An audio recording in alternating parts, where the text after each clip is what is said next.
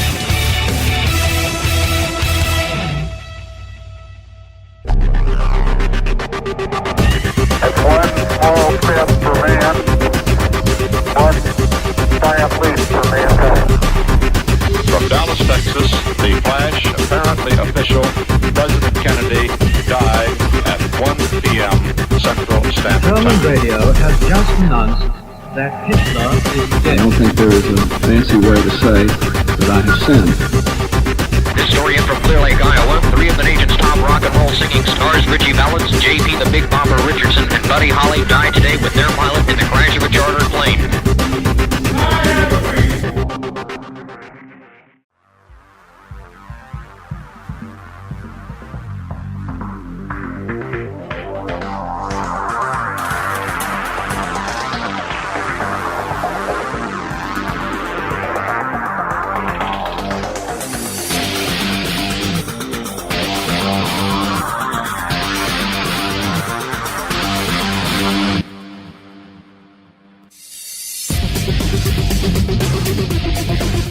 Welcome to Pop Odyssey Radio. Radio that teeters on the very edge of pop controversial.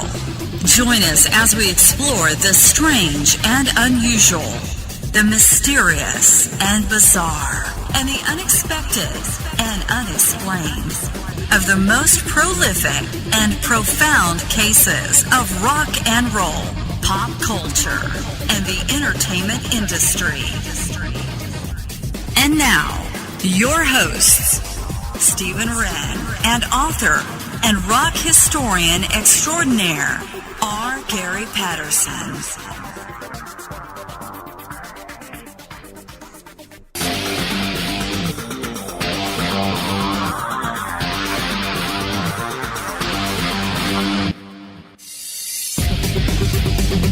And welcome to another episode of Pop Odyssey Radio, right here on the Pop Odyssey Radio Network. It's Tuesday, April 17th. Tonight, the extraordinary and talented Aaron C. Hanson will be returning for another episode of Predictions and Forecasts in the areas of politics, communications, and profits.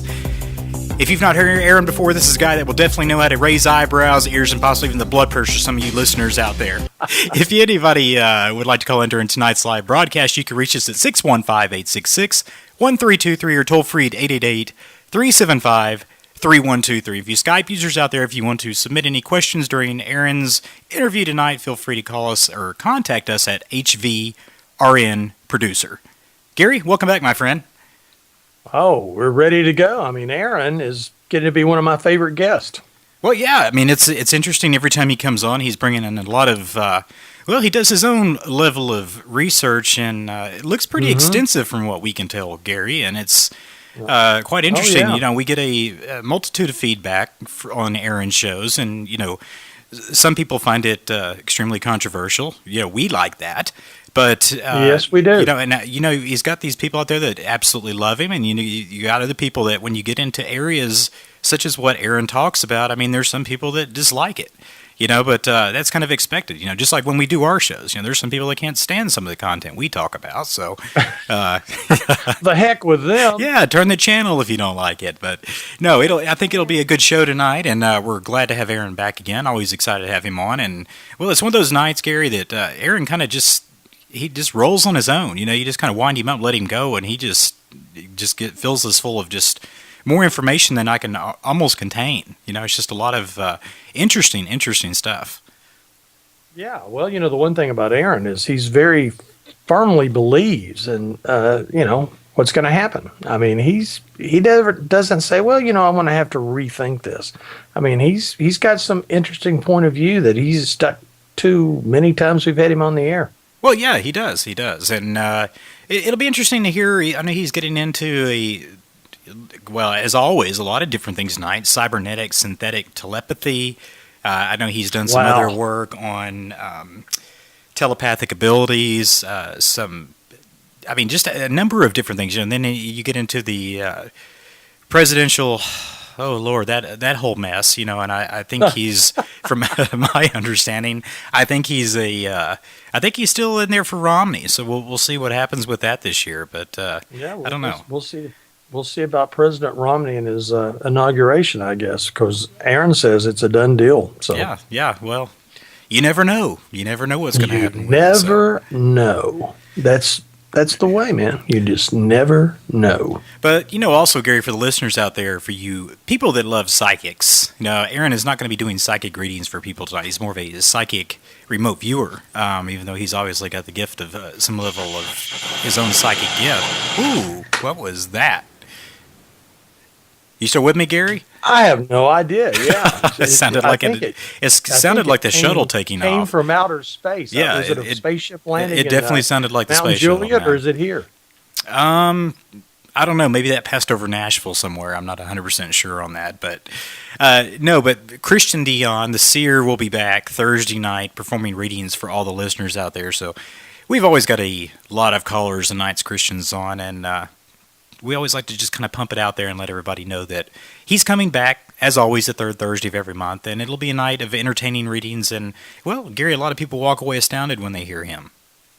I'm always astounded when I hear Christian. Yeah. I mean, he's an interesting guy, and sometimes, some of these people, I really, sometimes I may know who a couple of these people are. Of course, we never talked to him beforehand, but, he has really hit it right on the nail. I mean, just right on it, and these people really swear by it now. So I think it's interesting. I think he does a fabulous job. So you need to listen Thursday night. Yeah, definitely listen. And if you want a reading of your own, call in and, have a go with Christian, because it seems like every time we do a show, we've been doing shows with Christian, year and a half now, and we still get new callers when he's on, and a lot of repeat callers that have been so impressed with his readings that they come back again. And you know what the best thing is? It's free. Well, brought to you by your friends at Pop Odyssey Radio. Yeah, from Christian and your friends at Pop Odyssey Radio. That's right. Yeah, and it seems to be, when you offer free things, I thought, Gary, if I was extremely wealthy, we just, every night we do a show, just offer $1,000 giveaway. Maybe with some little jingle or something in the background. Can you imagine? We could do that tonight. What do you think? Yeah, if you're going to write the check for it, yeah. No. I mean, I've got this new Monopoly game, and it comes with lots of money. And, we'll just give it away. I mean, I would rather give it away than buy Boardwalk tonight. Well, yeah, that's true. Or we could offer just the one you told me about before, the $100,000. Oh, the $100,000 would be real good. Now, we won't tell them ahead of time it's a candy bar, but we'll send it to them in the mail. Not at all. But especially when somebody wins, they're going to talk about buying a car, and you can say, "Well, man, how can you do that with a candy bar?" Then they usually get angry. Yeah, I can see how somebody gets slightly pissed about that. But. Yeah, I can see how they would. And some people just can't take a joke when money's involved. No, and I don't really understand that. I mean, if I thought I was getting $100,000 and then got a candy bar, I'd still be thankful for the $100,000. Well, you got the candy bar. Yeah. I mean, my gosh, that was more than you had when you played the game, right? Yeah, no kidding. I mean, we saved you, if you want a candy bar, $1.25 at least, at your local convenience mart. That's right. And it was at our convenience to do that for you. So it's really good. That's how we do things. Well, so let me ask you this, because I know we've talked about it, but this week, starting last Friday, there's a new movie called The Cabin in the Woods. Okay? Mm-hmm. And from what I understand, you either hate it or you love it. Now, I have seen the movie. Oh, you've already seen it? Oh, yes, I have. Because I want you to know, Stephen, I always stay on top of everything. I'm not yeah, the Gary, last. you typically are. And I'm not the last to see something. I see it at the first. And I think it's next week. I'll definitely be there first night to see The Raven, Yeah, and that's going to be that's going to be a great movie. Yeah, that looked good. I just have a feeling about it. So I'm kind of curious. If you saw Cabin in the Woods, what did you think? I mean, did you think it was a great movie, or do you think it was a bad movie? If any of our listeners like to call in, because I'm sort of mixed on it, And I don't want to destroy anything with it, But there's certain, Hollywood, when they do horror movies, they sort of get into this cycle. And you can say, okay, they got that from The Evil Dead. Mm-hmm. Well, that part, I know where that comes from too. And sometimes it plays it, but it's got some great scenes toward the end that just really are spellbinding. It's really good, and it's very original, because it'll take you a while to figure it out. But I'm curious, when you go see it, tell me what you think. Well, yeah, I'll definitely have to do that, Gary. I've girlfriend and son are both wanting to go see that, and if I can arrange it this week, I will be there also, but I know they're going to see it, and I'm going to hear their feedback on it also.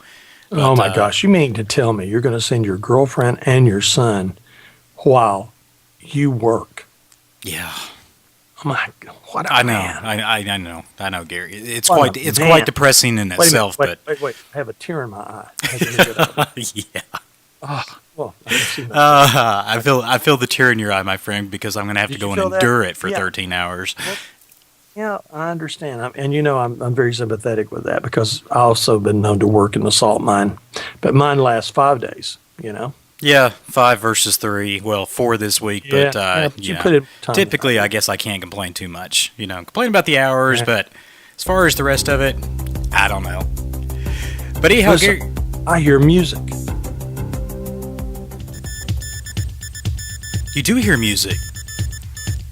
It sounds like a German band. Is it a German band? I'm not sure. Is it saying something like, Achtung, mach schnell, schnell. Can you hear that? Well, it's a song by Kraftwerk, actually, Gary. Kraftwerk. Yeah, Kraftwerk.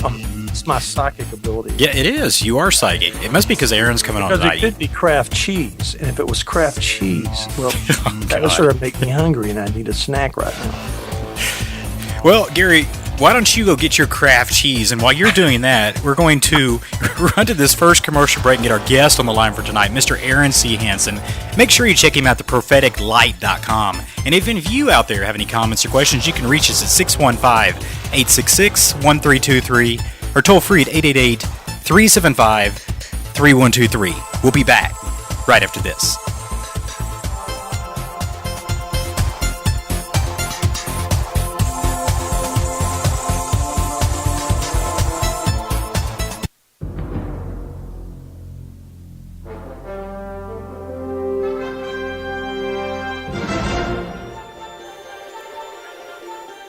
Thursday night, this week, the seer, celebrity psychic Christian Dion returns for a night of incredibly accurate readings for Pop Odyssey callers. Need advice and outlook on love, career, or finances? Call in toll free at 888-375-3123.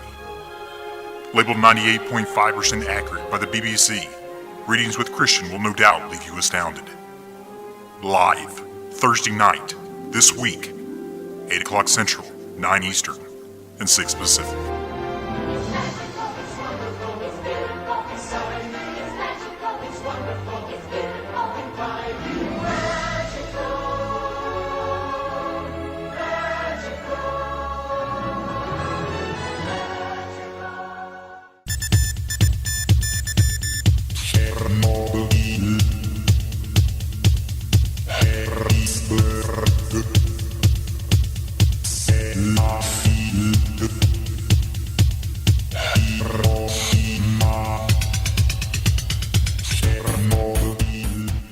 And welcome back from the commercial break. It is 18 minutes past the hour, and you're listening to another episode of Pop Odyssey Radio tonight. Tonight we've got a very special guest joining us who is, well, I guess I should say a special returning guest joining us, who's done his own extensive level of research in areas of psychic remote viewing, providing predictions for an array of controversial subjects in the areas of politics, foreign affairs, psychic abilities, and communication. He's here with us again tonight to not only shed additional light on these areas, but to also share with you startling evidence in his research on telepathic abilities. Check him out at thepropheticlight.com. Aaron Hanson, great to have you back with us again. It's my honor. And this is a great time to be alive. What a wonderful time. And we are on the brink of fantastic discoveries here in the world. Things might seem bleak and bland. Because right now, you look at, for example, art and music. It seems like it's just lagging behind lately, doesn't it? And look what's coming out of Hollywood. Nothing. So, yeah. So, Gary and I agree on that one. Yeah.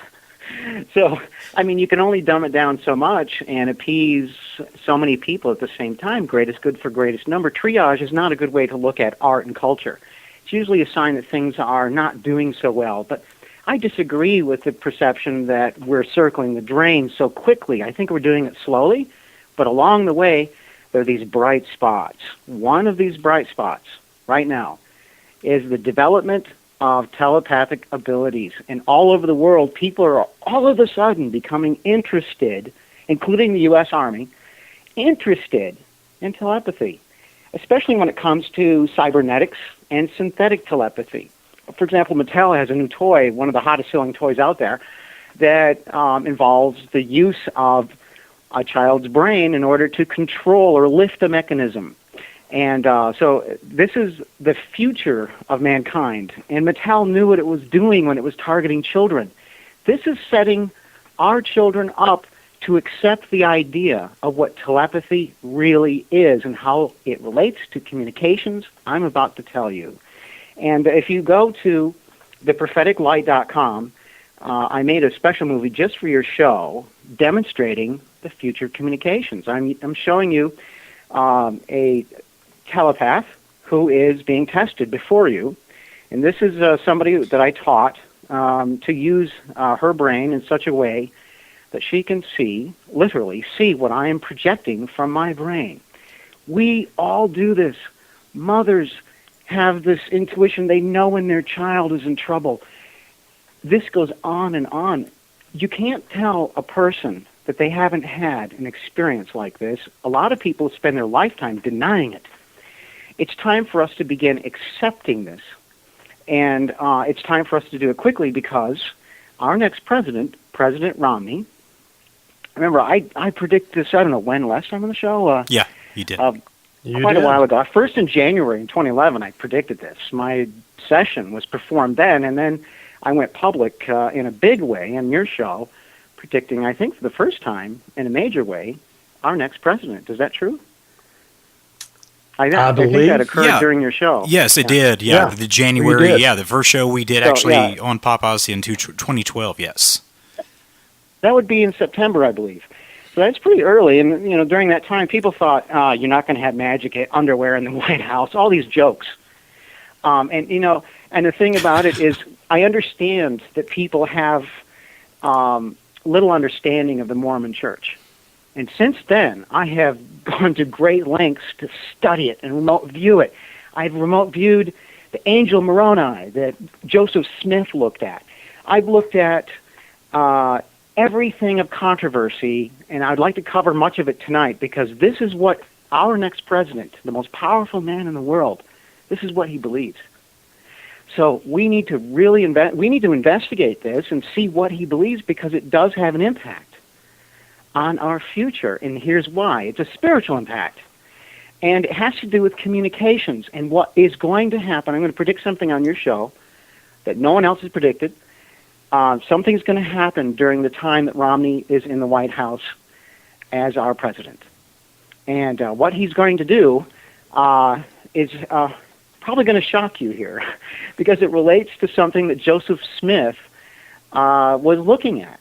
And so We'll go to that later. But right now I want to talk about this telepathic communication demonstration. And if you go to the propheticlight.com and you go to the right side corner link, and there you see the RVPPL YouTube channel link. There, if you click on that link, you will have that video to observe in reference to this show, as well as the transdimensional beacon.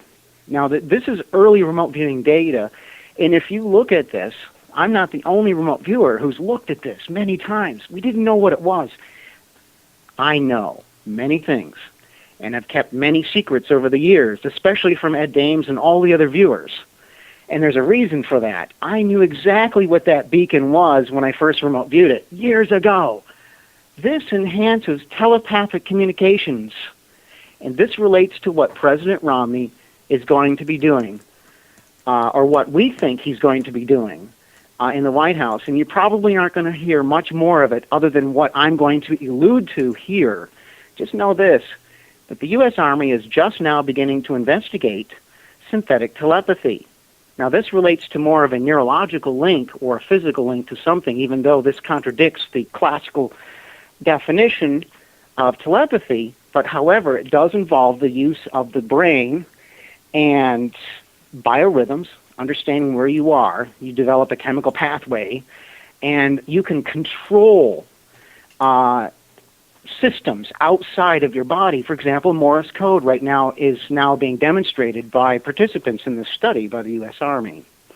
Now, which is very interesting because this is telepathy, but it goes a step further. And if you look at my video, you're going to see that the future of what we're going to do with cybernetics, what we're going to do when we link up neurologically with machines.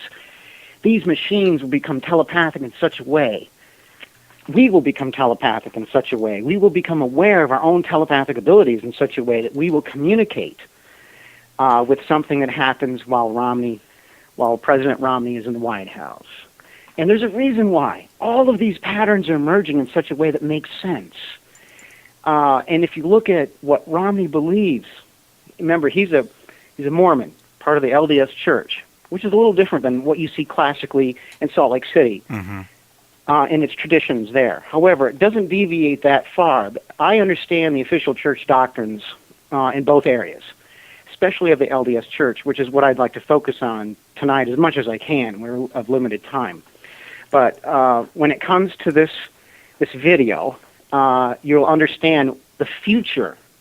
Now, if we go now to what President Romney is going to be confronted with, I'm making a prediction right here now that we will find a planet within the habitable zone. We will find a Goldilocks planet during the time that he is in office. Sometime between now and 2015, I see the highest probability by which a habitable zone or a planet similar to ours will be found. Now, I have remote viewed this planet years ago, and I have recent data. I will be showing this data, but in some cases, I'm gaining permission to do... There's certain things about this I can't show yet, for obvious reasons. It's simply because when we flood, when this planet is discovered, it will make the news in the future. We know this. We've remote viewed this. And this is called contact. The rest of the remote viewers didn't understand contact. They knew contact was going to happen in the future. They get the idea of Jodie Foster in Hollywood in the movie. Speaking of Hollywood, they get it all wrong. They should consult with me. Really, they should, because they have it all wrong. Contact is not like that. You're not going to have aliens floating down. You're not going to have something floating down in a rapture and coming out of the sky and with smoking shoes as a result. None of that stuff is going to happen. Actually, contact is rather boring from that perspective. There's nothing really dramatic about it other than the fact that we make contact. And how do we do it? Well, we can't travel there. And the idea of spending our precious resources and getting off this planet and creating a habitable zone, an artificial place to live on the surface of Mars or the moon as a jump-off point to go further into the stars is absolutely ridiculous, and here's why. Here's what we know. There has been some contact with these beings, and all I can tell you is that they are under the water, and they were once on the surface. This is what we think. And they have altered their bodies in such a way that they could return to their oceans. I don't know what happened to the surface, but I suspect the same thing happened there as it is happening here. We're destroying our resources. We're destroying our air. We're polluting our land. We're polluting our fresh water. And if we're going to exist and have any remnant of the human race whatsoever in our future, we must stop looking to the stars, because that is a ridiculous and offensive waste of energy to inhabit the moon or to colonize Mars. It's ridiculous. And how many people are going to be able to go there anyway? Maybe 30 maximum. Yeah. That's if we peak our technology. And by that time, we're already half dead on this planet, probably in war, fighting over dwindling resources because of overpopulation. The thing that we must do is we must return to our oceans. We must genetically alter our bodies, if need be, and we've got to return to our oceans if we're going to maximize a future. Mm-hmm. Yeah, our guest tonight, Aaron C. Hanson. Make sure you check him out at thepropheticlight.com. We're going to run to this quick commercial break, get Aaron back on the line, and we'll talk some more about this. This is interesting stuff. So everyone stay tuned.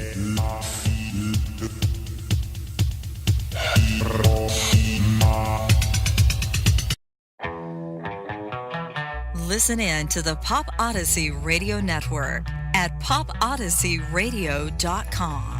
At Pop Odyssey, you'll get a look into the strange, unusual, and unsolved cases in pop culture, rock and roll, and the entertainment industry. Join your hosts, Stephen Wren and R. Gary Patterson, every Tuesday and Thursday night, 8 p.m. Central Standard Time, 9 p.m. Eastern, and 6 p.m. Pacific. It's an exciting time in pop culture. After all, it's Pop Odyssey Radio on popodysseyradio.com.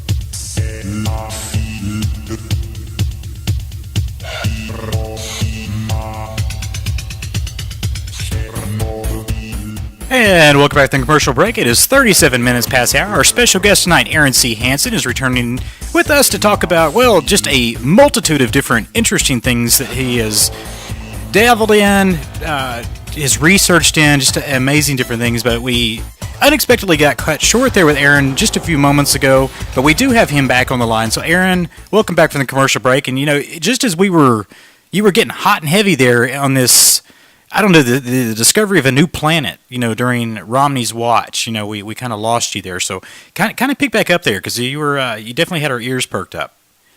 Wow, I know it. That happens. I can't believe it, and it's like, here we go again. I'm cut off. What?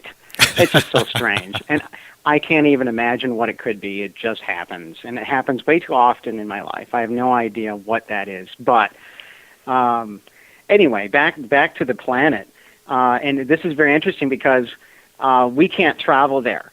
The idea of going to space versus going into our oceans to save what there's left of humanity, what there is left of us and our totality and our great civilizations, we're going to have to change and alter our bodies in some way, and we're going to have to go under our oceans. We're going to have to return to where we come from. And it's a lot easier to adapt to that environment than it is to an environment that's dry and cold and inhospitable. We cannot survive in space. We'll lose our bone structure there in space anyway. Well, we're going to alter our bodies in such a way, and we will, in fact, lose some of our bone structure underwater as well, but not like we would in space. And it's a lot easier to live and to sustain life in an area where we come from than it is to go someplace that is impossible for us. So Sure. we need to focus on our oceans. And the reason I know this, because this data relating to a planet that we know that we're going to make contact with intelligent beings is a planet that will be discovered during Romney's watch. And this particular planet has beings which are, in fact, living underwater. And I have evidence, or it appears, that they may have either evolved or used their own technology to return from the surface underwater, because there is technology on the surface. And there is evidence of less intelligence or basic moderate life forms on the surface that seem to have been engineered to either guard or operate or maintain some of this technology. I wouldn't call it a system that we have here of slavery in any way, but I would say that there's a symbiotic relationship between the organisms on the surface, the technology on the surface, which is moving, by the way, and the technology, the limited amount of technology under the oceans. And under the oceans this is where the higher life forms are, where the great intelligence is. This is where the beings that inhabit the planet, that dominate the planet, live. They live under their oceans, and they communicate telepathically. And the problem is, for years, as remote viewers, whenever we try to make contact with any one of them, they turn away. They know we're here, especially during our death. They're well aware of us, but they turn away. And it's my idea that they do so because they are concerned with efficiency. And efficiency means that a collective or a mass of people or a group of people must communicate with them at one time, not individuals. This is a waste of energy. Nature doesn't waste energy. And if you really want to get down to the core of what evil is, human evil can be defined as a willful waste of energy. And be it wasting, energy in your automobile when you could save energy for your future, for your children, or be it wasting resources on the surface of the planet willfully for a profit. We all know this is evil. Or it could be wasting somebody's time. This is why you must remove toxic people from your life. That's what I've done. That involves people in your family. You're going to have to break the rules in your society and remove yourself from these toxic people. Make sure you are taken care of before you do so, and you will be successful, I promise. You've got to remove yourself from inefficiency. Efficiency is what this next election in the White House is all about, versus the lie. The lie of efficiency is what we have right now. We don't blame the post turtle for being where he is. We blame the voter for putting that turtle on a post. And that's essentially what we look at when we look at our current presidential situation and the lie that put him in that White House and the lie that we must endure in life now. It's time to end that. It's time to face the truth of where we are. Inefficiency is good. Inefficiency, willful waste of energy, is evil. So in light of that, this is why I think these beings do not communicate with individual remote viewers or individual telepaths. And the question of UFOs, I know that comes up, and I'll answer the question about what they look like. You'll be shocked. The question of UFOs, do they travel here in UFOs? No. Yet you see them. And the reason why we do not have, in this world today, a single shred of physical evidence of any UFO technology, any whatsoever, yet we have all of these pictures and videos and people reporting seeing them. This is answered because they communicate with us telepathically. These are ships that are designed to make us feel comfortable. They project images that are things that we can anthropomorphize, their own likeness, their own being, so that we're comfortable. They allow us to do this.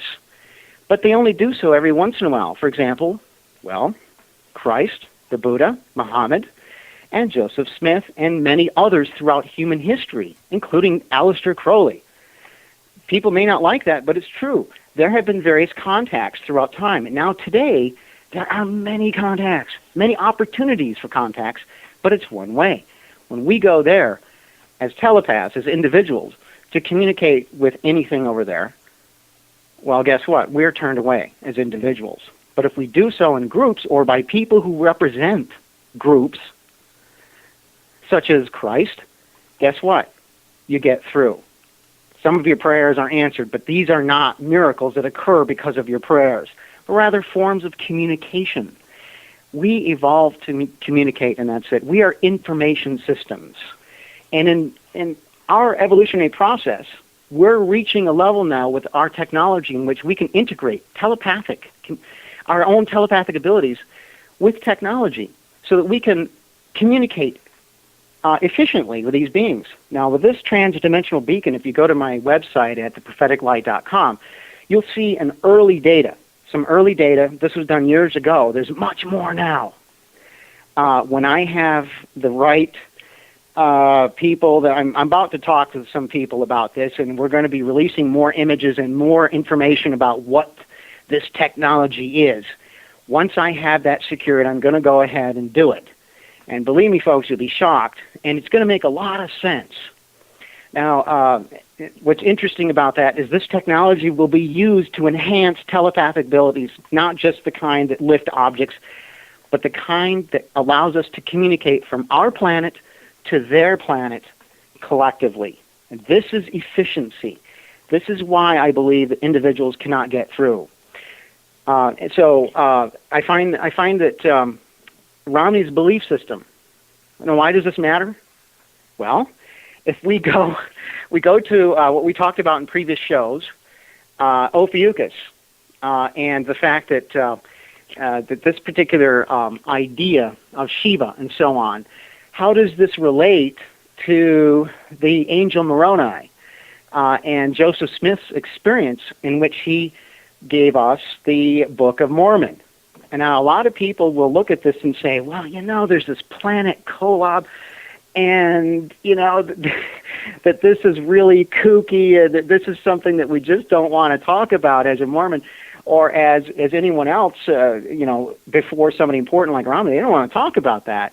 But let me tell you, it relates very much to the discovery of these beings on this planet in the way in which we communicate with them and the way in which Joseph Smith communicated with Moroni.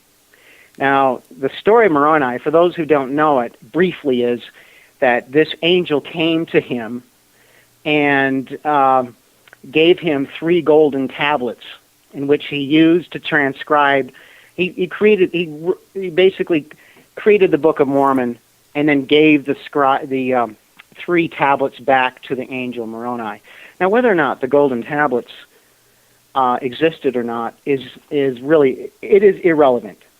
It is because it was a vehicle by which Joseph Smith, being a good psychic who had a natural prophetic ability.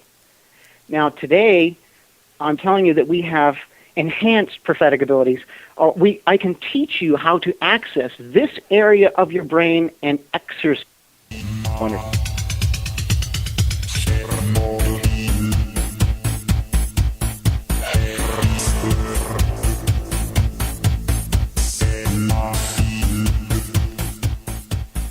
One of the topics you brought up a few minutes ago, we had a question coming in from Sharon out of Montreal, and she was actually asking the beings that you were talking about, could they be the same ones the Sumerians talked about that were represented with the fishtails? So can we kind of answer that for her real quick before we kind of go into this? We'll take a break here at the top of the hour in about 10 minutes.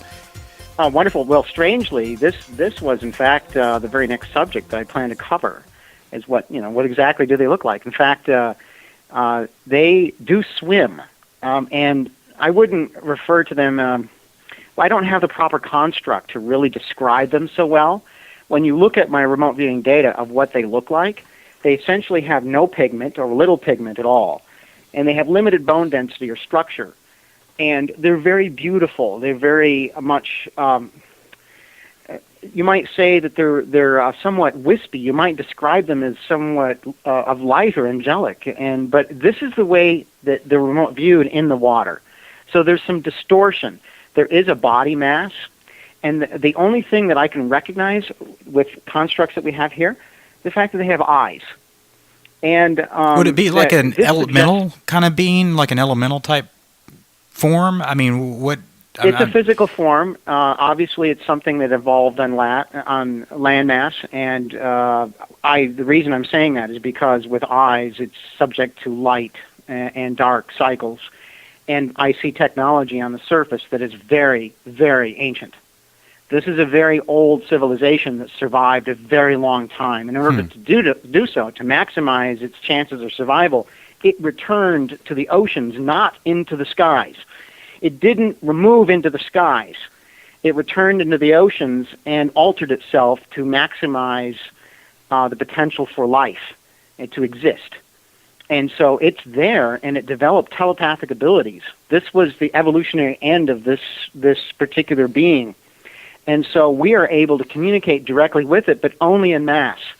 You can't do it as an individual because it's inefficient. They're very efficient beings, and they communicate with great, great efficiency. This is why it's difficult to relate to them. And you can do it with remote viewing. You can make contact with them, but they'll turn you away as individuals. We have to find some way to use many people at once to connect up with them. And the only way to do that is when we make contact, and this makes the news, and we have someone like President Romney in the White House that is related to a belief system that simply accepts the idea of other beings on other planets. This is what opens the door to communication. And this will change religion as we know it today. It won't turn everybody into Mormons. It won't. In fact, if anything, it will shed light upon many of the problems that we see today between religions and religious systems. And currently, today, to answer Sharon's question, yes, they seem to swim. Whether they have gills, it's probably something that they do have. But that's based upon constructs that we have here, and I have not observed gills.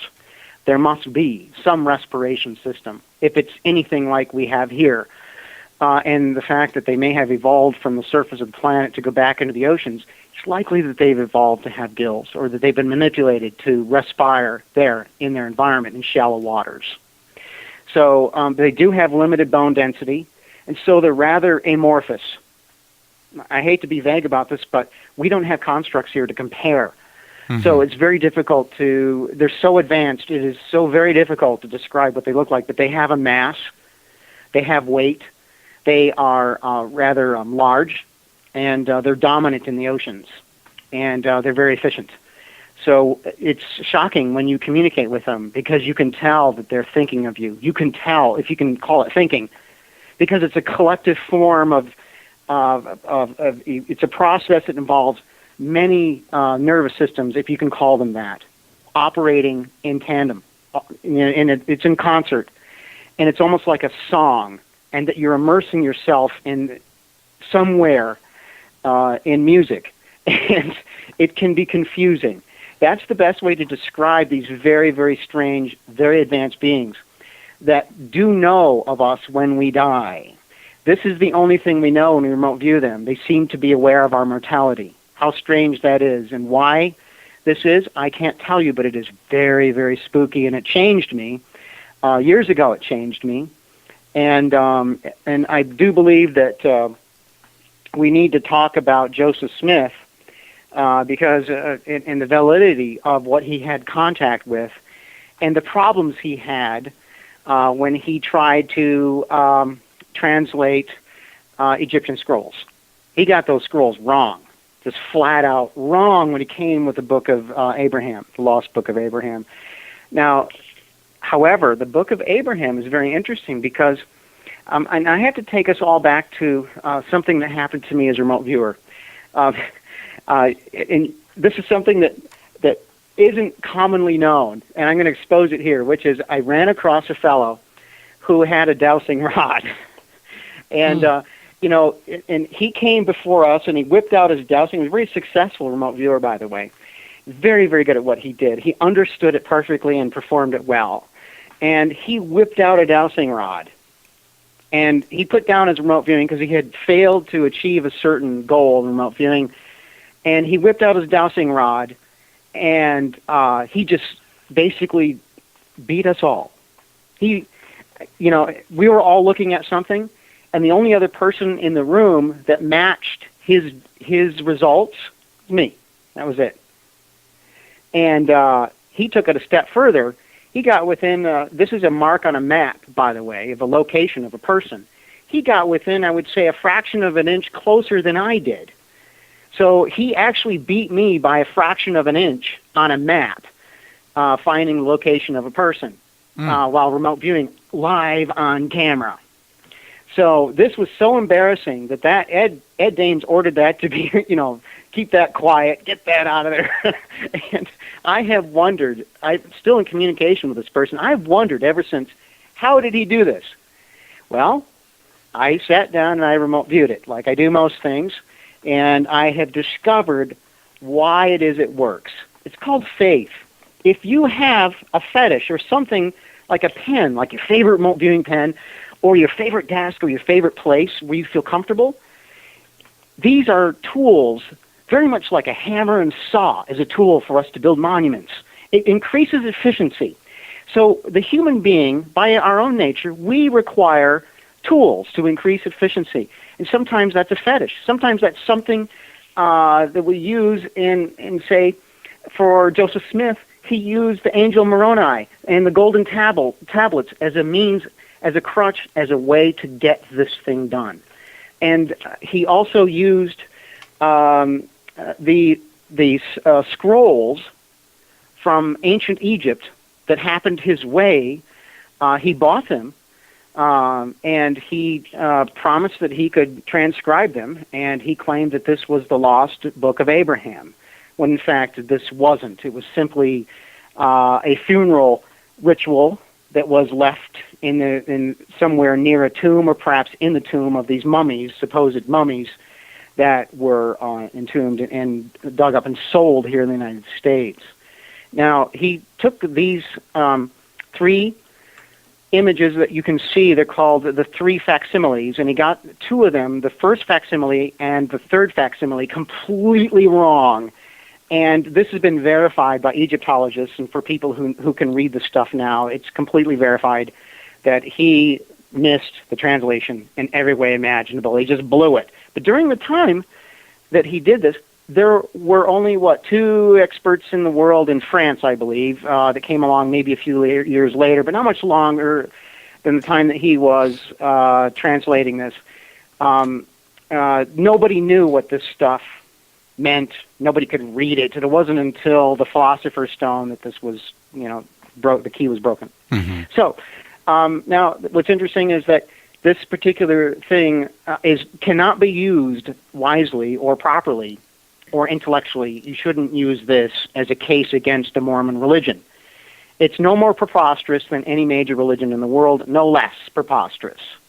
So it is a legitimate religion, and there are some good points here, some points of merit here. For example, this was used, like I say, as a tool in which his natural prophetic abilities, his natural psychic abilities. Joseph Smith was a natural psychic and natural prophet, just like Christ was, just like Mohammed was. He was a natural prophet and psychic. All of these religious leaders were natural and prophetic functioning. And back then, before the breakdown of the bicameral brain, Julian James, if you read that book, you understand that. What else could we do but turn this into some kind of validation for a spiritual path? It was such a miracle in those. Today it's not a miracle, because we know that each and every one of us can learn to be a prophet. And any religion that tells you that there can only be one prophet is a religion that is destined for failure, because this alone does not serve our children or our future. This is doom. There's no such thing as one prophet. There's no such thing as one psychic or proof of this. We are all with this ability naturally, and as we evolve intellectually and spiritually, we will all have access to telepathic abilities, psychic abilities, and prophetic abilities. As I was saying before I got cut off again, which was women are biologically determined to have natural psychic abilities, whereas men are biologically determined, they're expendable, by the way, to have prophetic functioning. This is why many of the great spiritual leaders in the past were male. It's not impossible for women to have prophetic abilities. In fact, they do. It's just that our biology predominates the way our societies are set up and the way we communicate with each other. And this is actually a benefit to women. because they have the foundation, the wisdom to teach their children, to prepare them for the future, and they need to have an emphasis on psychic functioning so they can see what's behind the curtain at all times. So they have a historical reference, whereas men have a non-historical reference. They're expendable. They need to know what's ahead so they can protect their nest. They can protect their children. They can protect our future. They're the ones who are, like sperm, expendable. There are many of them. It only takes one to fertilize the egg, whereas women are not. I'm speaking biologically, okay? I know I'm getting a lot of emails about, oh, you hate women, and you're just a Cro-Magnon, and you just live in the past. Okay, yeah, whatever. Yeah, well, that just happens to be the biological facts here. That's how it is. And we are bound by these facts. And yet we can, like Gandhi, rise above our biology. He slept with virgins every night, and they remain virgins, not for his lack of want or lack of his drive biologically, but the fact that he demonstrated we can, in fact, rise above our biology. So it's perfectly normal and possible for women or men to have an emphasis on either psychic functioning or prophetic functioning, whereas Joseph Smith had an early propensity for both. He had access to non-historical information and historical information, and he was better than the majority, and that's why he was able to validate a spiritual path. We need to stop doing that. We need to all participate in this great thing that we're about to witness, and we need to learn to become telepaths and communicate with each other properly without filtration. Right now, you have people, texting each other, and they have to be careful what they say. Now you have thought police online, not to make anybody paranoid, but it's true. If you're caught cyberbullying, that's a bad thing, right? Mm-hmm. It really is. We all agree. Right. Yeah. But to throw people in jail for this is not a good thing, because it's always better, for the sake of freedom, to have a few bad eggs and somehow go after them in your own way rather than sacrifice the water with the baby. Why throw away freedom altogether to take care of one bad egg? Well, that allows for nefarious organizations to control what you and I think. And that's a big profit and a big source of power for people. And this is what's happened to the Internet. Folks, your freedom on the Internet is nearly gone. So freedom will have to go somewhere else. Where can you go and speak without your information being filtered, without you worrying about what you say to each other? Well, telepathic abilities. Using technology to enhance your own natural abilities to communicate with each other. And this takes us back to the video that I show a demonstration of the very beginnings or the very rudimentary aspects of what telepathic communication you and I can perform right now between each other. Not just between lovers or between people who really know each other or between people who trust each other, but with everyone. It's open. So this is self-governing. You be careful what you say, because you have to, because everyone can hear it. Everyone can tune into it and communicate this. So this alone takes out the element of inefficiency. This is a way of teaching us how to communicate properly without hurting each other. So this is our future. It's coming for us, and it's going to replace all of this prison that you see set up on the Internet, the trap of these two brothers, the classic scene where they're sitting in New York here, and they're sitting on a park bench, and they are they're texting each other. They're not even talking to each other. We now have a generation of people that have no idea what true human-to-human, emotional, and meaningful communication is. We're always online. We're online right now, and isn't it great? It's fun and exciting, but it's not our future. I've been saying this for years. It's not our future. Our future is with telepathy and with technology that will link us up neurologically. Cybernetics. We're going there. We really are. And we're going to do it very soon. And this thing, the impetus, the thing that stimulates us to do it, is contact that will occur during Romney's watch. It's not going to be all that dramatic, because the scientists will say, oh, we found the Goldilocks planet. Great. What does that mean? It means a lot, because this particular planet, I know, the one that we find, will in fact be too far away for us to travel to, but we will be able to communicate with the beings that live under the water telepathically. And we need to start doing that now, because if we have a planet in which the majority of people can focus, we got to go to a commercial break. Yeah, Aaron, we're going to go ahead and run to the top of the hour break here real quick. But everyone, you're listening to Aaron C. Hanson tonight. Make sure you check him out, propheticlight.com. Fascinating stuff, like always, Aaron.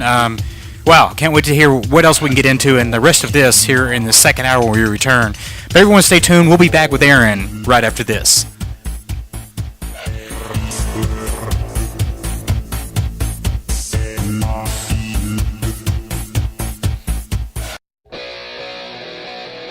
Listen in to the Pop Odyssey Radio Network at popodysseyradio.com. At Pop Odyssey, you'll get a look into the strange, unusual, and unsolved cases in pop culture, rock and roll, and the entertainment industry. Join your hosts, Stephen Wren and R. Gary Patterson, every Tuesday and Thursday night, 8 p.m. Central Standard Time, 9 p.m. Eastern, and 6 p.m. Pacific. It's an exciting time in pop culture. After all, it's Pop Odyssey Radio on popodysseyradio.com.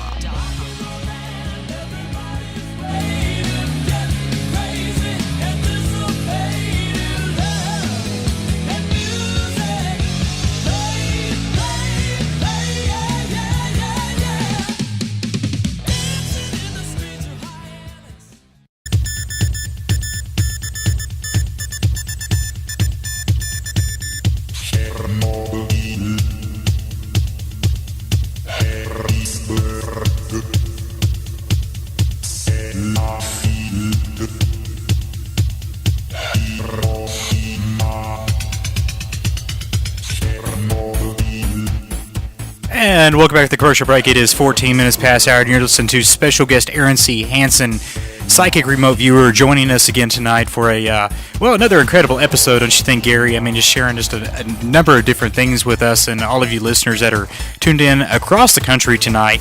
But we had a caller come in during the commercial break, and if there's any other callers out there that have any questions for Aaron tonight, feel free to ring in and call us at 888-375-3123. That is toll free, again, 888-375-3123. And make sure you check out Aaron's website at thepropheticlight.com. Aaron, Gary, welcome back from the commercial break. And Aaron, sorry to cut you off there because we've had kind of a mismatch here tonight. But real quick before we kind of get back into our stuff, we do have a caller on the line. Area code 619, you're live on the air. What's your name? Where are you calling from? Yeah, hi, it's Scott. Hi, Scott. San Diego. Yeah, hi. Did you have a question for Aaron tonight? Yeah, I do. I've been following Aaron online probably for 5 or 6 years, maybe a little bit more. And a couple of years ago, he was talking about the Earth having passed its carrying capacity some years ago. I can't remember how many. And the thing that troubles me about Mr. Romney is in his religious tradition, huge families are the norm and also advisable and preferable. And also, it seems that he's bought into the right-wing theory of drill, baby, drill, and other planet-killing philosophies and practices. Now, I don't know whether he's just saying that stuff to get nominated and possibly be in a position to be elected, but it just doesn't seem that his positions and stances are helpful to a situation that's already out of control. Oh, yeah, absolutely. Those are valid points. And thanks for bringing that up. That's absolutely a problem. Overpopulation is a real problem. And but now this tradition of having large families relates to the fact that the Mormons were under attack for the religious beliefs. This is why there's such strong advocates of the U.S. Constitution and the freedom to practice the religion without persecution. So they're very strong proponents of the U.S. Constitution. We're going to have a constitutional president, for one thing. That should take care of any other problems. It is a very good document. We have the world's best system of government, and we need to preserve that, most definitely. And the way to do that is to do it by voting the best candidate possible into the White House. That definitely is President Romney. I see him. He's going to be elected. And so when it comes to his policies regarding energy, we have to remember that I've learned so much about the true essence of power. I've been to D.C. recently, and let me tell you, it's a beautiful place. I love it so much, I'm thinking about buying a home there and moving to D.C. I just love it there. And I can tell you that there's some really good people there, and there's a lot of wisdom there. Now, when you think about the mind-boggling power of our presidency, it is a world power. And the only reason why that power exists is because we utilize energy the way we do. We use more energy than any other nation in the world. This translates into immense areas of power and influence throughout the world for our way of life. So when a candidate Romney refers to drilling or to open up the idea of energy independence, he's really talking about a foreign policy issue, which is of a national security crisis, which we face now. And that I understand. Based upon all that I've learned in the past few years, I'm very much opposed to destroying the earth. I'm very much in line with preserving what there is left and having population control. It is the only way, reasonably, that we can slow down the death of our planet. We must stop having children. Now. We've got to think before we procreate. We've got to do this. But the reality is, we're not going to do it. If I were a betting man, I would bet on the fact that we're going to drill like crazy and we're going to use all of our resources and we're going to have a war fighting over what's left. In light of this knowledge and human nature, I'm willing to accept the fact that we have to do the greatest good for the greatest number. I am on the side of simply the very dismal reality of our situation. Our social condition is horrible, and it's not going to get any better. However, we are so lucky to be here as Americans, as being citizens of the United States, because we have the opportunity to wake up the world. And it does us no good to chastise those who are in positions of power that must do what they're designed to do. President Romney has an opportunity to change the world in such a way that we can optimize our future. The lie that is President Obama will not, because he supports the lie. You can't blame the turtle on the post. You got to wonder about the people who put that turtle up there in that post in the first place. And let me tell you, everybody knows that turtle doesn't belong there. President Obama is a post turtle. And well, I can tell you that this lie is not going to save the earth. The truth is going to save the earth, and the way we present this is to go to the positions of power that control energy. Communicate with them. This is what we do. We don't chastise them. We communicate with them. They understand what we understand about overpopulation and dwindling resources. And they are locked into a system that they must deal with. He's not pandering to his constituency. He's speaking the truth. He really does mean to drill. President Romney really does mean to create energy independence from the Middle East, which is a very big issue in terms of national security. Once that's dealt with, then we can go on to more important issues for us immediately. For you and me, we understand the biggest, most important issue of all, which is our planet is currently suffering. Our ecosystem is failing. And we have too many people. But there are things that I know that I can't really talk about. There will be a solution to this. And we're going to have to trust leaders like President Romney to do the right thing at the right time. And there's nothing you and I can do about it. We don't have that kind of power. President Romney does. President Obama doesn't because he's, yeah.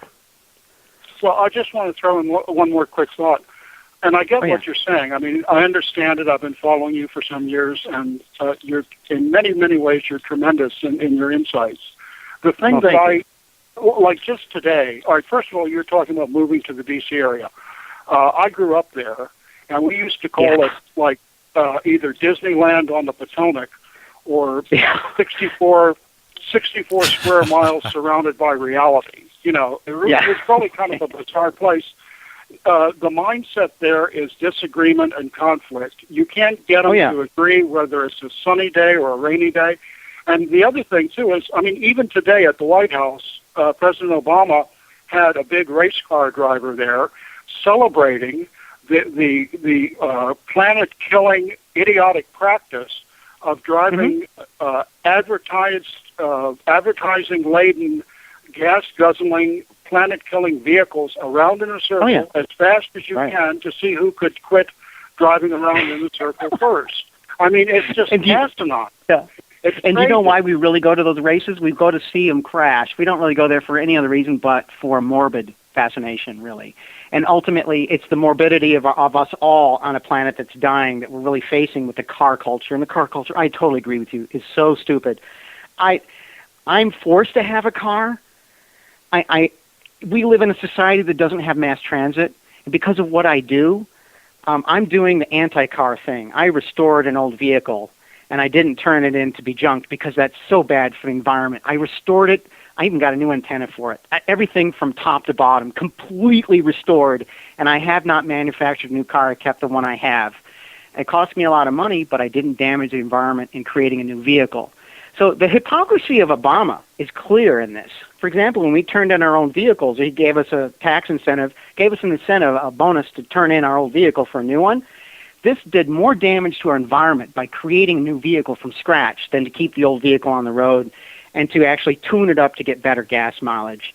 And you know, the hypocrisy and the lie that Obama represents and what you just suggested of the lie that is Obama in the White House with the idea of promoting racing and the culture of racing and the culture of cars, this needs to be remedied. And how do we remedy this? We vote him out of office and we vote in somebody who's a Mormon who doesn't lie. When President Romney talks about his wealth, he doesn't apologize for it. He tells you the truth about it. Whereas Obama will make you think he's not even wealthy. He's one of us. You can sit down and have a beer with him. You could never sit down and have a beer with Romney. And Romney would be the first person to tell you that. He's a very serious leader. And this is somebody that we can rationally deal with who is not going to represent the lie that has brought us into deep, deep debt and deep problems concerning our U.S. Constitution. If you want to save the Constitution, you're going to have to elect a constitutionally friendly president. And that is, in fact, President Obama, or not President Obama, is opposed to President Obama. That, in fact, is President Romney. President Romney is going to support the U.S. Constitution like no other president. So this goes in line with although this is not official church doctrine of the LDS Church, but this goes in with the prophecy of the white and red horse, which relates to the Pahana, the white Pahana, and the red cloaked being, which is related to Moroni, which is also related to the being in which I came in contact with through remote viewing, and that was done when I was given a blind target way back in Beverly Hills. Ed Dames gave it to me way back then, and I had no idea what it was, but I came in contact for the first time with a secret of Liber Allegis or Aleister Crowley's code. Cracked it. I'm the first and only one to do it. There was no remote viewing at the time of Aleister Crowley, and he prophesied that there would be someone that would come along that would crack it. Well, I'm nobody special. I cracked it. I have the OTO secret. They don't have it, and I can prove it. And so I remote viewed it. I'm the first to do it. And once you remote view it, it changes. You can never go there again because it's fulfilled. Round peg and a round hole. Done. We're on to the next thing. This is efficiency. So that source of information, that piece of the puzzle in life has been solved. Now we're on to the next. We're on to a president that will give us a major opportunity to put the pieces together in this grand puzzle that is life.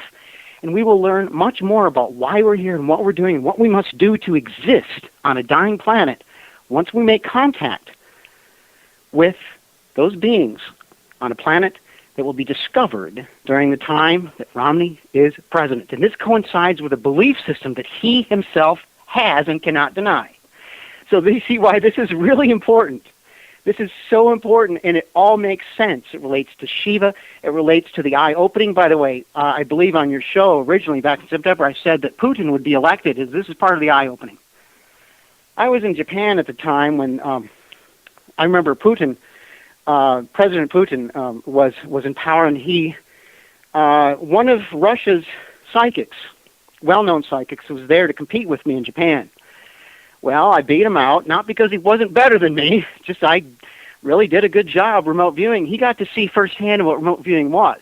Now, you know Russia's history and their interest in psychic functioning. It's more than most people can imagine. So Putin, being who he was, he must have known about this. What's very interesting is that he's part of the grand eye that shall open on the pyramid. This was the first of 3 points.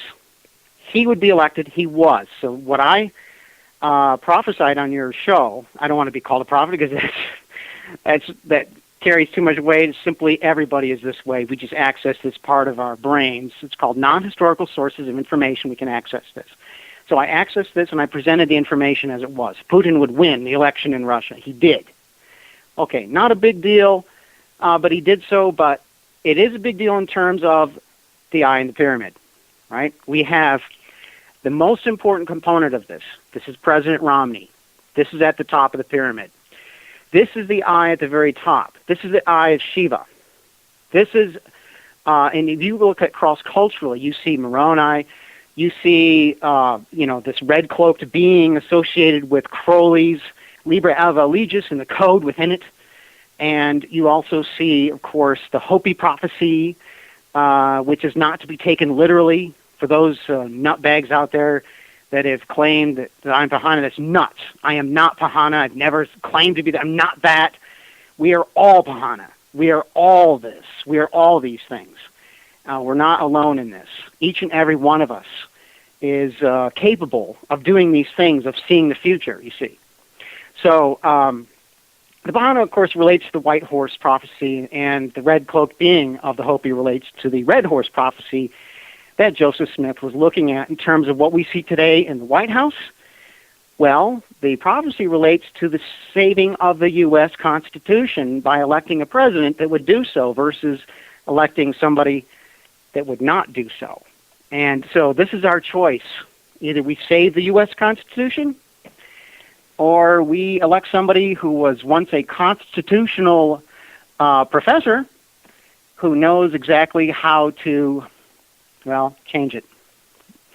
And he will support the lie. And I don't want to turn this into a political show, but I have a passion for that document. I believe that we are in the greatest country in the world, and that we have the greatest system of government in the world, and that we need to support it in every way we can. For me, personally, that means going for an optimal future for our children. And I understand the concerns over overpopulation and the fact that within every major religion, there's an emphasis on having as many children as possible. This is not enlightenment.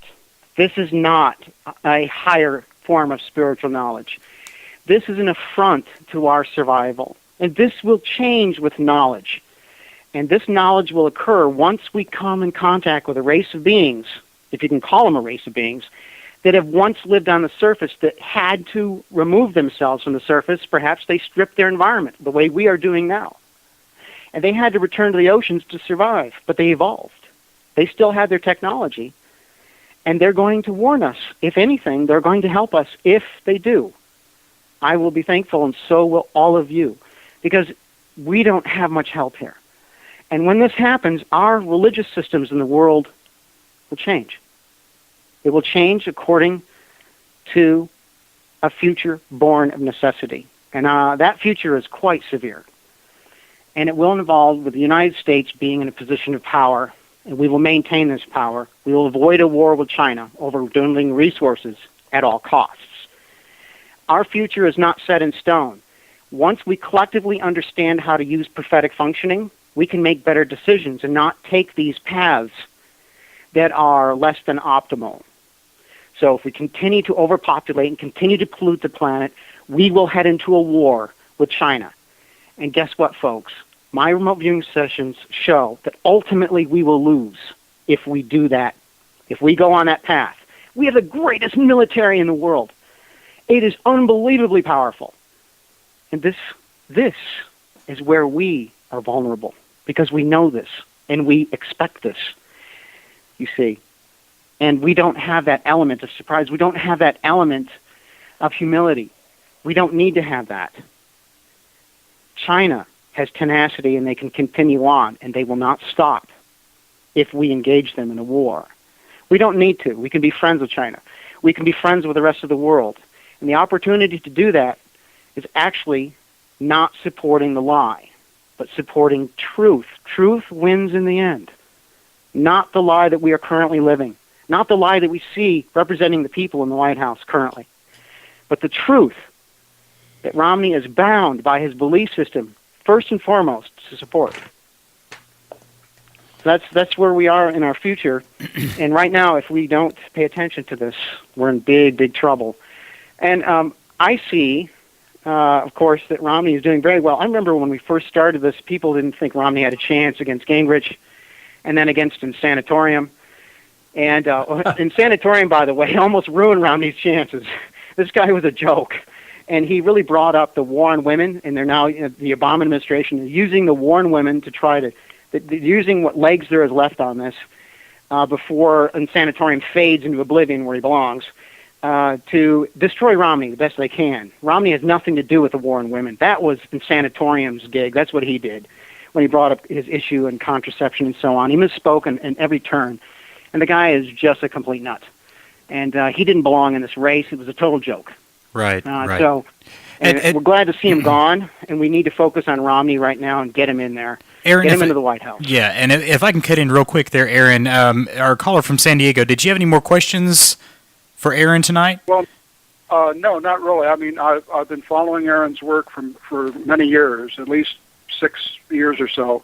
I appreciate his insights. I don't agree with everything, but he is one amazing guy, and I wish we could hear more of him. Fantastic. Well, we need to talk to Aaron a little bit later tonight about that. So, but thank you for calling in. We appreciate the call. Okay, take it easy. All right, have a great night. All right, go ahead, Aaron. I'm sorry about that. Oh, that it's just an honor. I can't believe that. And I know, thanks to your show, I've had a number of emails, and of course I have people filtering out the negative stuff now, so I have no idea what the bad stuff is, but I'm certain it does exist. But that's okay. I can take differing points of view, and I always appreciate that. Well, sure, and I guess you'd probably expect it anyway. I mean, when you get into controversial subjects, and especially subjects that people are passionate about, especially when it comes into politics and religion and, very high-fueled subjects such as those, sometimes you're going to hear a mix of just about everything. You have people that agree or disagree, and I don't know that it's necessarily just you. I think it's probably just the, your point of view on it. But I think it's fascinating to hear this. I mean, I'm getting comments in here that we've had one caller, but you got a lot of people listening tonight, and it's I don't know. What do you think, Gary? I mean, it's fascinating every time Aaron comes on, because I really don't even know where to cut in and even add to it. Well, I mean, the whole thing's fascinating, and one of the things we do on our shows is we enjoy giving a pulpit where people can get up and they can speak, and we don't like to interrupt. And, we'll make points, but, Aaron just does a great job bringing up fascinating material. And, controversy means that you don't always have to buy it hook, line, and sinker. A lot of people, you have the freedom to believe what you wish, but, Aaron is just so into his thing that, you can feel the passion from it, and that's what I like. I like people with passion. I know you do too, Stephen. Oh, yeah, definitely. We enjoy that. Yeah, thank you. Yeah, thanks for the compliment. And I tell you, I do have passion for this because I have experience in this, and I want everyone else to share it if they're interested, because I believe that this is a way in which we can best communicate, not only for the sake of our children's future, for the sake of our country and the sake of the planet. We have a responsibility to communicate efficiently with each other. And just today, people don't communicate. They don't communicate. It's all filtered. If you're online, it's being filtered. Everywhere you go, you have to be careful what you say. I'm not careful. I've never been careful about what I say. And I have been chastised. I've been on other shows. I'm still offered shows all the time. And I've been on shows where talk shows just flip. They go nuts. I was on a show in South Africa with this I refer to her as the Turdington Tub. I was on a show in South Africa where she just, in the middle sentence, I didn't even get 5 minutes on the show, she just went bonkers and just went off. She spent the whole rest of the hour, she cut me off, wouldn't even let me talk, just spent the whole show berating me she didn't even know who I was. I've had show hosts here in the United States do the same thing to me. I had a show host in Spain do that to me. So there's certain people that I just tweak them. I just say a couple of words, and that's it. They just go nuts. And I'll tell you, the thing that really gets people now is this Mormon issue. And Moroni, oh boy, that's a big one. And the planet Kolob, which is, by the way, related to Ophiuchus, the center. So it's very timely that President Romney would be there during this time, that he would be elected in 2012. It's very interesting how all of these patterns of information add up to a highly probable future. And that's why I'm confident in my work. I've learned so much over the years, and I'm changing as a result of it, and I can't wait to share it. There's so much more I need to tell people about the xenotransdimensional beacon and how this technology... I'll tell you, here's what I'll give you. I'll give you this. I think I'm safe here. Now, when I looked at my optimum trajectory years ago, I saw a facility that was guarded. It had a government feel to it. And I had other people view this, and it scared the living you-know-what out of them. This scared them big time. It's so much, one person will not talk to me to this day as a result of remote viewing my OT. And there's something frightening inside this thing, and it has to do with contact, which violates all that we can expect to know about our current belief systems. So what this is this relates to a device that enhances telepathic communications between our planet and the planet that we discover. And that's all that I can say. There is a xenotransdimensional beacon or a device on their planet that they have.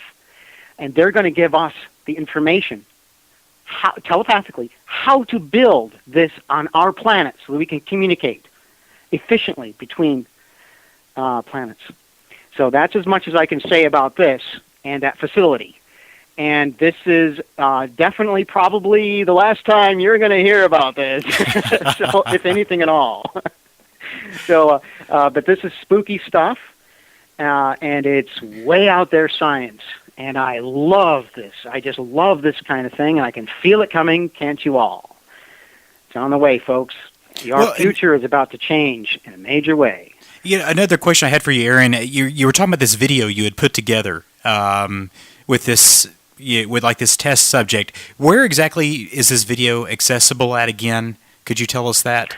Oh, yes. That is supposed to be loaded at this point. We made this video tonight just for your show. Ah, and fantastic. Let's see, we're at 93% now. It's now going. Let me give you the link to that. And that would be the propheticlight.com/blog. And you can go to the right side corner link, and there you'll get the RVTPL YouTube channel link. Okay. And that link will be up as soon as this thing is loaded. Apparently, we're having all kinds of technical difficulties tonight because this should be done by now. And I have people waiting to go ahead and post this. And by the time your show is done and the archives are up, you will be able to look at the demonstration of telepathy. It's quite interesting. By the way, people need to know. This is me talking about this. Well, fantastic. We'll make sure we share that on our site around. as well. In other words, we can take this to a double-blind session. We can take this to the university, and we can take it all the way.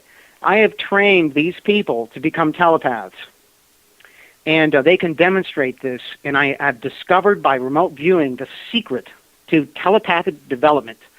And I know the keys to do this. I know that it requires the right way in which to project. We project holographically. We project all the time. And we communicate telepathically all the time. It's just sporadic. This is why it's never worked out in former double-blind studies. I have a way to make this consistent. I took a subject. Her name is Heather, and she, unbeknownst to her, she looked scared too. I put her in front of a camera, and she's like, "What's this?" Well, we're going to demonstrate tonight, Heather, for the show, telepathic communications. You're going to demonstrate this, and she's like, "No." Yes. So she finally agreed to do it, And so she's very, very good at this. She's one of the best telepaths so far. That is, she's very consistent. And you'll see live. This was done today, just before your show. And this was for your show to demonstrate that, I need to show that this is real. We can do this. And she does it perfectly. I gave her 4 objects, things that I project in a folder. Normally I don't use a folder. I just project the image and we practice. And then she projects an image and then I give her what she's projecting. And we document this. We write this down and we see a progression in abilities. This isn't the only person who does this. And so a number of people have this natural ability. I can enhance it. I know the key to do this. I know how to teach people. I know the way to teach people, and I know what part of the brain is involved here. So this is a different way to use the brain. This isn't like psychic functioning or historical information access. This isn't anything like prophetic functioning or non-historical access.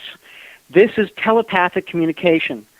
This is something that you shouldn't think about. If you think about breathing, for example, it becomes difficult. In the same way at telepathic communications, if you think about this, this will get in your way. It'll become difficult. Here's the great way to think about this. If we type something, it takes time for our fingers to move across the keyboard, and it takes time to process this information. In the time that it takes to write something, there's a great percentage or great chance for error in communications. It's not as efficient as talking. Yet talking is not as efficient as thinking. Thinking is not as efficient as telepathic communications. So if we can communicate telepathically, we've reached the pinnacle of efficiency. And if we communicate with a group of people rather than individuals, then we've reached another level of efficiency. This is what I mean by these beings do not communicate with individuals here, because they're not evil. They're benevolent. They're good. They don't waste energy. They're in accord with their own nature. That's how they survive this long, you see. So remember, by the time that light reaches us here, they've had some time. So, we're a young planet from this perspective. We're a young planet. And we have a chance to make it, or we have a chance to destroy ourselves. We're at the crux of this right now. We've got to make a decision collectively to save a remnant of humanity. We've got to do this. We've got to save something about us. And that means we've got to learn to communicate immediately. And this means we've got to evolve spiritually and psychologically. We've got to come together on this telepathic form of communication. We must link up with machines, with technology, in order to enhance it. Not just the way the U.S. Army is doing it. Not just the way Mattel is doing it, where they're causing mine to lift an object. But rather, we're going to take it a step further and actually communicate in the way that you see in this video. So Heather is basically sitting there in the video, and she is receiving. She's the receiver in this video, and I'm behind the camera, and I'm projecting something in a folder that we use in remote viewing, and I write down 4 things. She cannot see them, and she immediately reports what is being projected, and she does it perfectly, almost perfectly. The third item I threw her a curve. The third item is very, very difficult.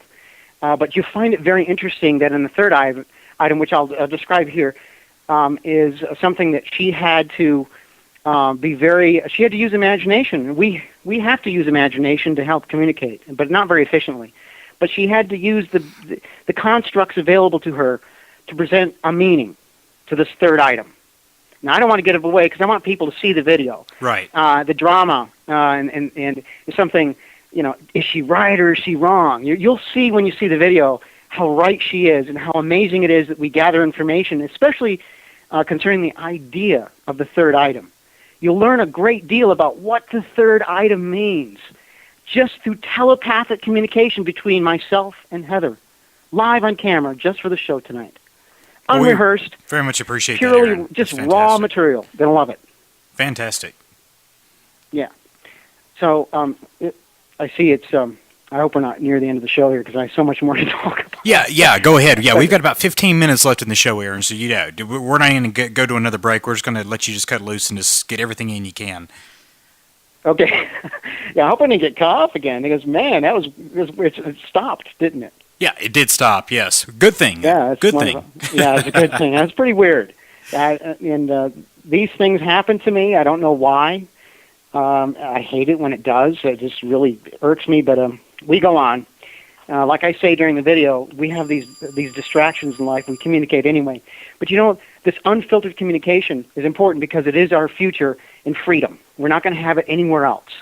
So you're going to see in this video of this telepathic demonstration, you're going to see in this video something that all of you and anybody listening to me right now, you can learn this. You can learn this quickly. And you need to do this. You need to practice it every day and enhance your ability. And no longer should we deny that we are psychic. We're all born psychics. We're all born with the ability to see a future and to make a better decision collectively as a result of accessing non-historical sources of information. We're all very special. We all have our unique abilities immersed within this.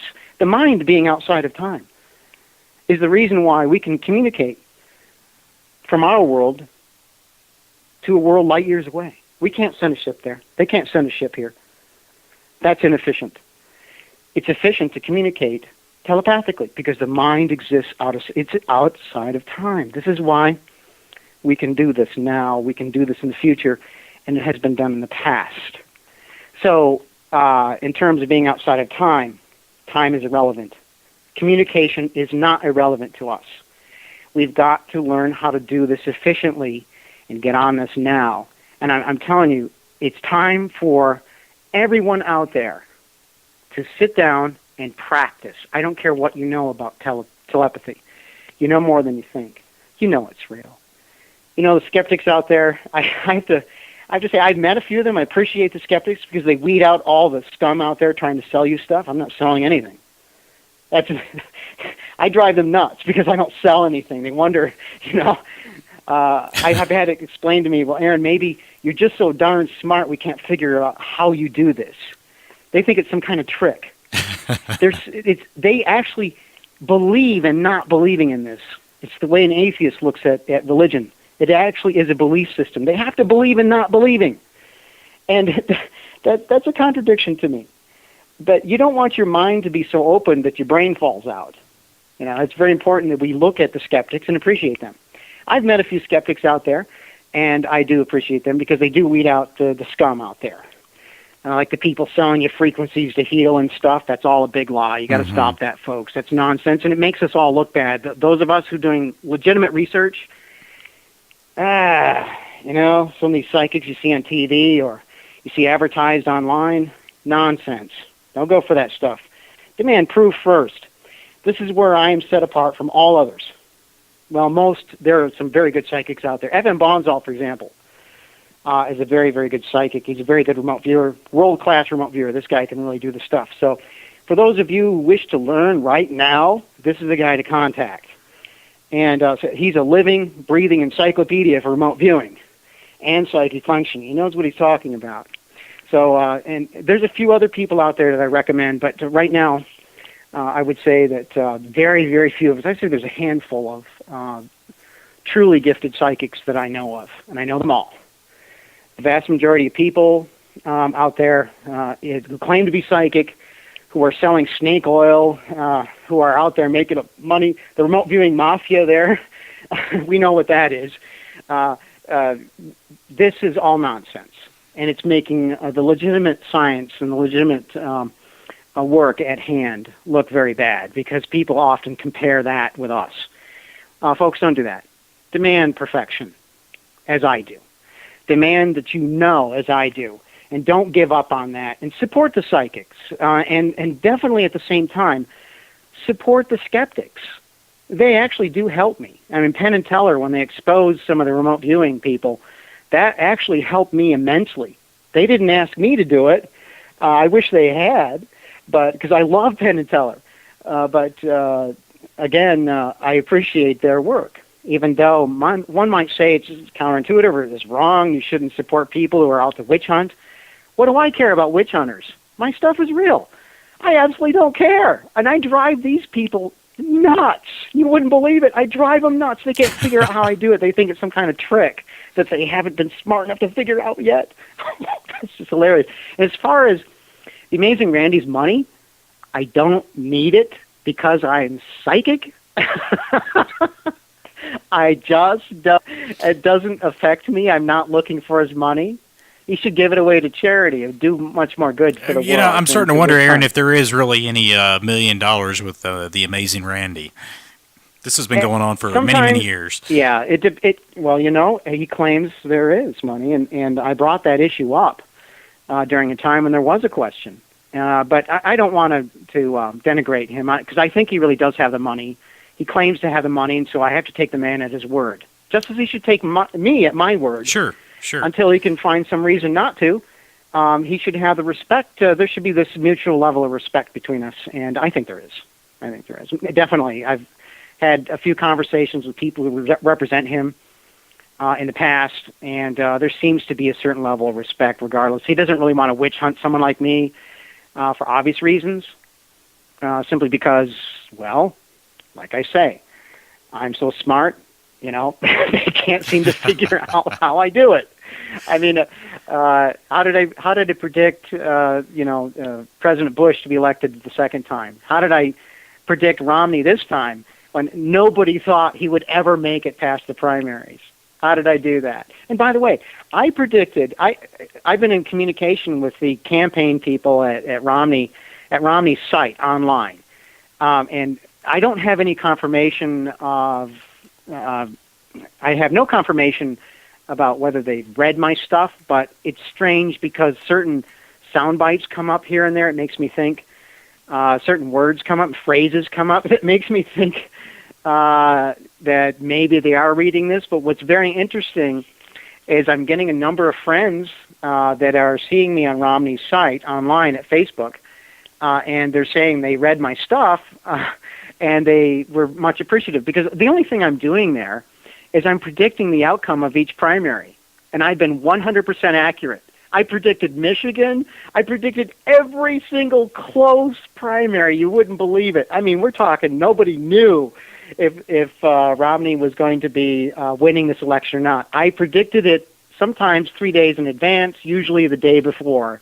And I've had people tell me, you're that guy who shows up and predicts this thing, and you're never wrong. Hey. I predicted every single primary, win or lose, for Romney all the way through this. Well, and that's fantastic and stuff. We got another question coming in here for you, Aaron. Yeah. Can you tell him that his buddy Ariel loves him and is so proud of him, and ask him if he sees a school to train children in remote viewing or psychic functioning happening in the United States? Oh, no. Hey, thanks, Ariel. Hey, that's a nice thing to say. Well, thank you. The feeling's mutual, Ariel. And, Ariel's somebody that's been with me for years, and I really appreciate that. Very gifted person. Thank you. Now, on to the children. Of course, my heart is in this. We need to start teaching our children to remote view, especially before the age of 8, before some of the later brain development stages occur in terms of where children are in learning. I do want to get in there before the age of 8. I would like to teach these children to remote view. Clearly, this is an important issue because this is our future. And you can still teach anybody at any age beyond that. But if you want to have a lasting impression, such as with language, you've got to get in early and teach these children language. You've got to get in early and teach these children how to communicate, how to access information early on. So the earlier the better that you teach your child to remote view, the more successful they will be and the better they will be at making decisions later on in life. And I'm a testament to success using remote viewing. But I learned this as an adult, whereas I wish I had learned this as a child. But this is something that we have an opportunity to do now.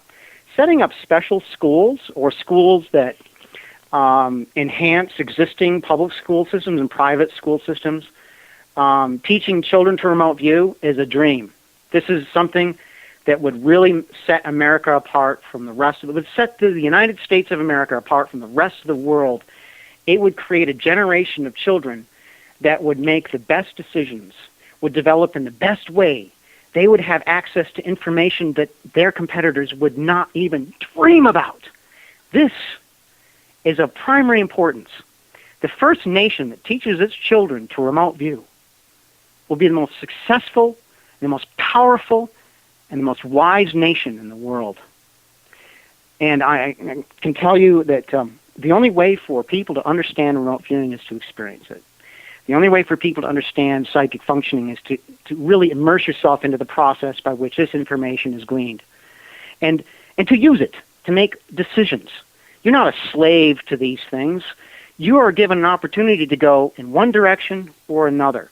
We must know the difference between prophetic functioning and psychic functioning, between male and female. It's pretty clear.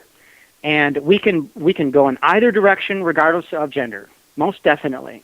And either gender needs to learn to access both sources of information equally. And so these decisions that we can make collectively are very, very important, very powerful, provided that we actually have a large number of children that have learned this. This is my dream. I see a future America or a future India or a future China or any country or future Russia that does teach its children to remote view before the age of 8. This is the eye that opens. This is the eye that opens. And this is something that opens within each and every one of us. And right now, the world is not ready to accept this. We've got to do this from the top down, not from the bottom up. It won't work. Everybody knows that. It's got to be done from the most powerful and the most respected nation on earth, the United States of America. And let me tell you, I've been to D.C. I can tell you that place is a temple. It's set up magically. I mean, you think about the symbology there. Mm-hmm. And it's history. It's wonderful. And if you really understand what it feels like as a psychic to be there, it's amazing. I love D.C. I think about it all the time. I want to move there. And I hope that I do so soon. But I'm being pulled in many, many directions. I'm being pulled in L.A. I'm currently selling a building. So I'm got to make a decision where I'm going to live next. Am I going to go to Harvard, which was a life dream, or am I going to go to D.C., and live there and find some new friends and make connections there? Or am I going to go to L.A. and do the media thing?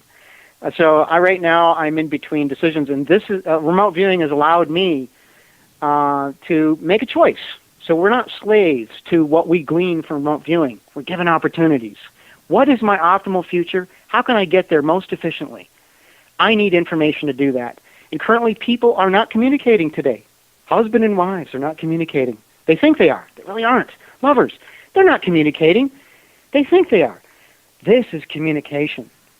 And it's just beginning. And telepathy is where we're going. And I can tell you that you're going to be encouraged when you see the video, because it's what everyone can do. Everyone.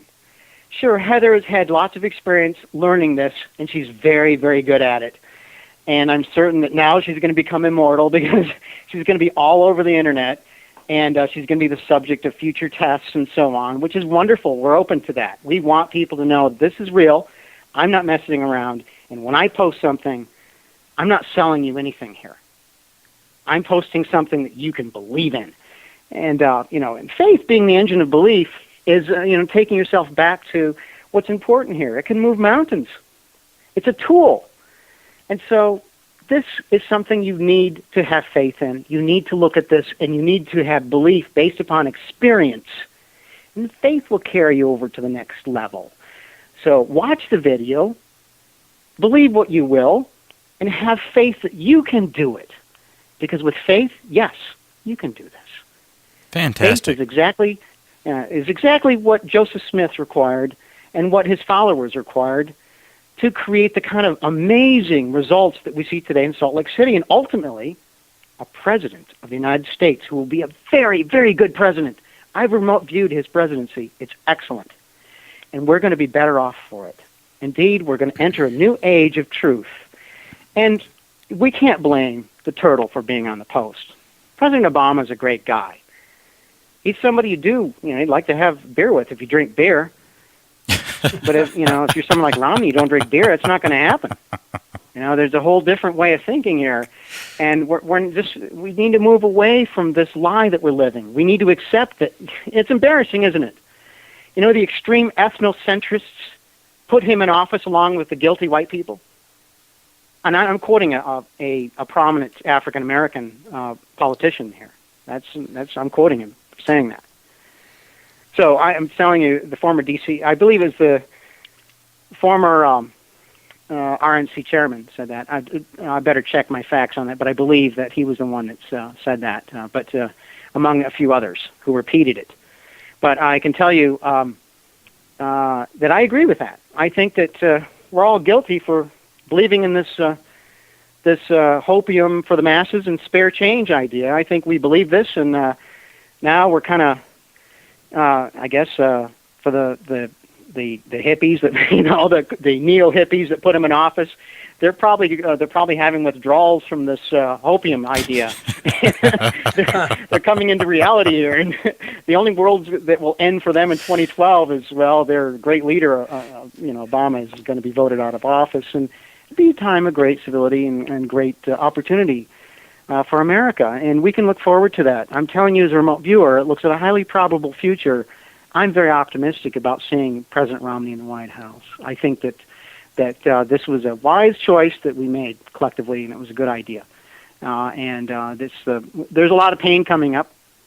A lot of programs are going to be cut, but a lot of opportunities. And I also see the possibility of a Reagan-era type of system in which we might be looking at, a remote viewing program.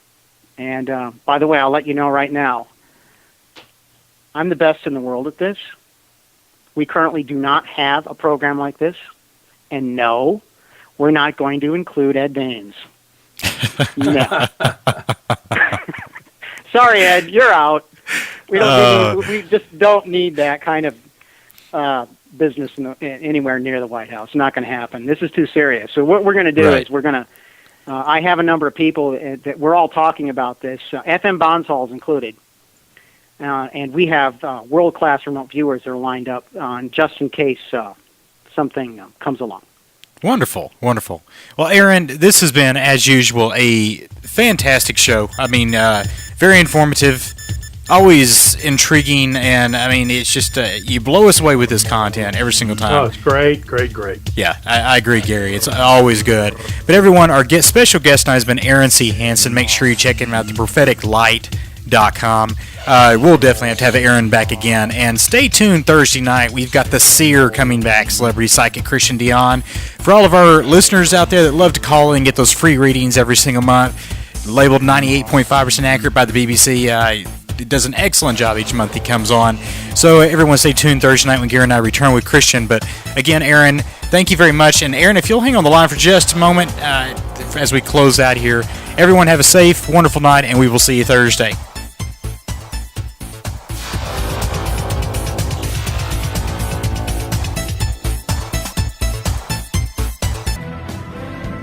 You've been listening to Pop Odyssey Radio on the Pop Odyssey Radio Network. Pop Odyssey Radio is a production of Pop Odyssey Entertainment. We'd like to thank the following parties for this live broadcast and those associated with the content provided by the Pop Odyssey Radio Network. Sound broadcasting software and licensing provided by celebrity psychic Ron Bard. Radio broadcasting servers provided by the Haunted Voices Radio Network. Web hosting provided by Bluehost Professional Web Hosting. Voiceover talents provided by Tammy Miller. Shows produced by R. Gary Patterson and Stephen Brennan. Archives produced and edited by Adobe Audition, bringing you the ultimate solution in sound quality. Grab your copy at adobe.com. For more information on Pop Odyssey Radio, hosts, sponsors, or access to previously recorded archives, please visit popOdysseyRadio.com.